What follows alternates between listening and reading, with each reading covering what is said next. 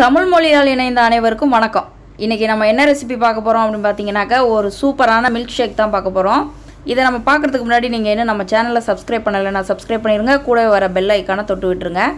நம்ம இன்றைக்கி மாதுளையும் ப்ளம்ஸும் வச்சு தான் ஒரு சூப்பரான மில்க் ஷேக் பார்க்க போகிறோம். இதை செய்கிறதுக்கு நான் ஒரு மாதுளை எடுத்துருக்கிறேன், 3 ப்ளம்ஸ் எடுத்துருக்கிறேன். மாதுளம்பழத்தை நல்லா உரித்து எடுத்துக்கோங்க. ப்ளம்ஸையும் நல்லா சின்னதாக வெட்டி எடுத்துக்கோங்க. இதை அப்படியே நம்ம ஒரு மிக்சி ஜாரில் சேர்த்துக்கலாம். 1/2 டம்ளர் பால் காய்ச்சி ஃப்ரிட்ஜிலேருந்து எடுத்து வச்சுருக்கிறேன். தேவையான அளவு சுகரு, உங்களுக்கு வேணும்னா நாட்டு சக்கரை எது வேணாலும் நீங்கள் சேர்த்துக்கலாம்.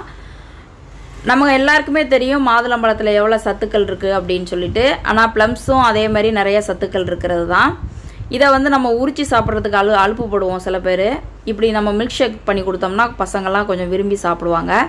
இப்போ எல்லாத்தையும் மிக்சி ஜாரில் போட்டு தேவையான அளவு சுகர் போட்டு நல்லா ஃபைனாக அரைச்சிக்கலாம். மாதுளம்பழத்தில் உள்ள கொட்டைகள் வாயில் தண்டுபடாத அளவுக்கு கொஞ்சம் நல்லா ஃபைனாகவே அரைச்சிக்கோங்க. அவ்வளோதான், ரொம்ப ஈஸியாகவே நம்ம செஞ்சிட்டோம். ஒரே பழத்தில் நம்ம செய்கிறத விட ஒரு 2 பழம் சேர்ந்து மிக்ஸ் பண்ணி நம்ம மில்க் ஷேக் செய்யும்போது அதோட டேஸ்ட் ரொம்ப பிரமாதமாக இருக்கும். கண்டிப்பாக ட்ரை பண்ணுங்கள். நம்ம சேனலை சப்ஸ்கிரைப் பண்ணுங்கள், உங்கள் ஃப்ரெண்ட்ஸோடு ஷேர் பண்ணுங்கள். தேங்க்யூ.